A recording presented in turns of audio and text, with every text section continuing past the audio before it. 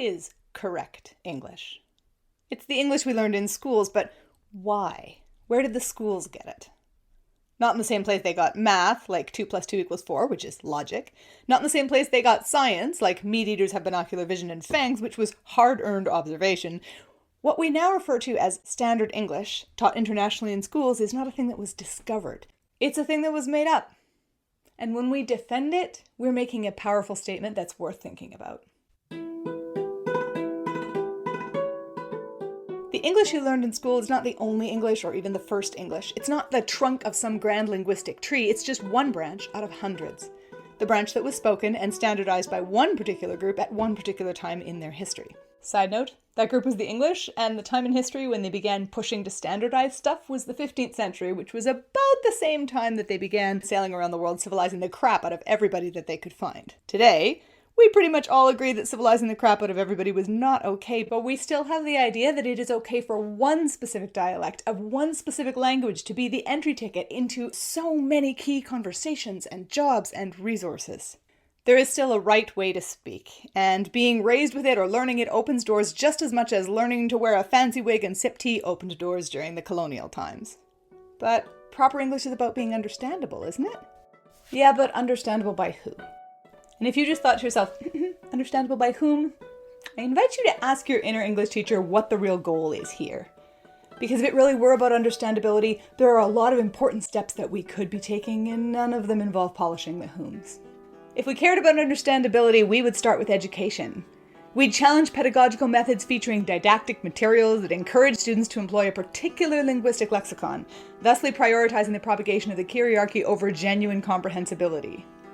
Or, put another way, because this is an online video and not a term paper, and I don't need to talk in a way that's going to get me an A, we challenge the way that people are taught in schools to speak and write using academic language, because that language is not about understandability. It's about keeping power flowing in the ways that it's flowed for centuries. My friend who moved to Canada struggled to learn English as his fourth language.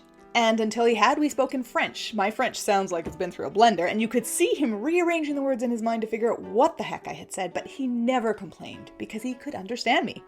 He did ask me to correct his English, though.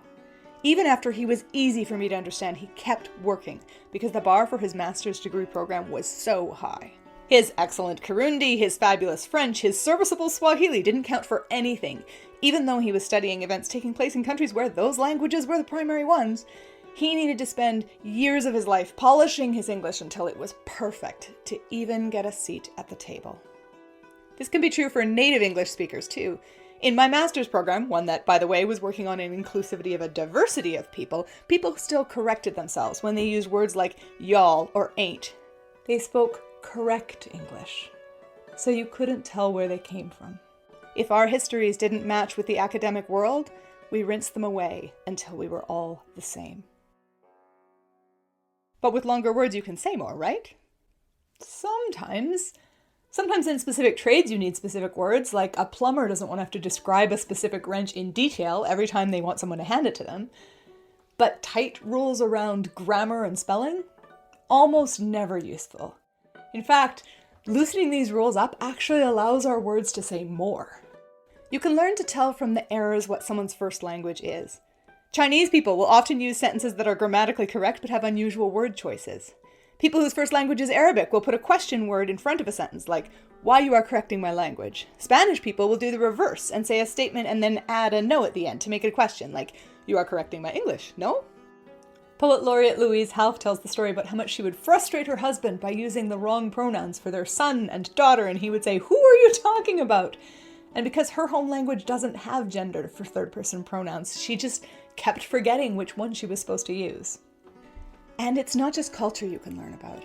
My sister, who was shamed brutally for her dyslexia as a child and who still struggles sometimes to show up in written word spaces without fear, she can recognize another dyslexic by the specific spelling errors that they make. I have some friends who are pronoun ninjas, deftly weaving through using they as a singular pronoun in ways that are, by the way, technically correct, but still challenging for me to carry out.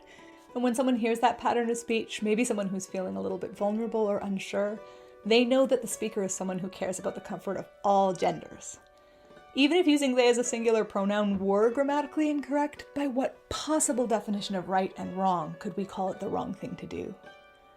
What was the wrong thing to do was for one group to make their native tongue a key to power all around the world. And what is the wrong thing to do is for those of us who inherited that key to leave the door locked behind us. When I realized this, I spent a bunch of time muscling through not correcting people's language. I let the broken English stand. Or what I thought was the broken English. People before grammar, I would tell myself, but that's not it at all. English that's expanding its walls isn't broken English, it's growing English. Languages are meant to grow. An English where the accents and variations in grammar allude to the story of the speaker is a vastly more wonderful language. I don't want my friend to learn to say, "Would you like me to make supper?" because "I make supper, yes?" is better. It's a statement not just about today's supper, but about all the meals preceding it. It alludes to a childhood surrounded by simmering pots of beans and rice and brilliant strands of red chilies hanging from the roof of the kitchen. My sister's misspelled words aren't a fault. They're the story of a childhood spent wrestling defiantly against letters that wriggled and would not stay still until she fought and won entry into the world of the written word. And the slight scar that her dyslexia has left on her written word is a badge of honor. The pronouns that might feel strange or the grammar patterns associated with poverty or specific subcultures, making these things welcome not only makes the conversation more inclusive, it laces it with all kinds of different histories and identities. And when we speak, then, our words carry not only their meanings, but also our stories. Why would we mistake those stories for stains and try to scrub them away? Language isn't meant to be tidy, with the rules stacked against each other like petals in a tight bud. Language is meant to be messy, with cracks and uncertainties and things changing shape. That's not language falling apart. That's language blooming.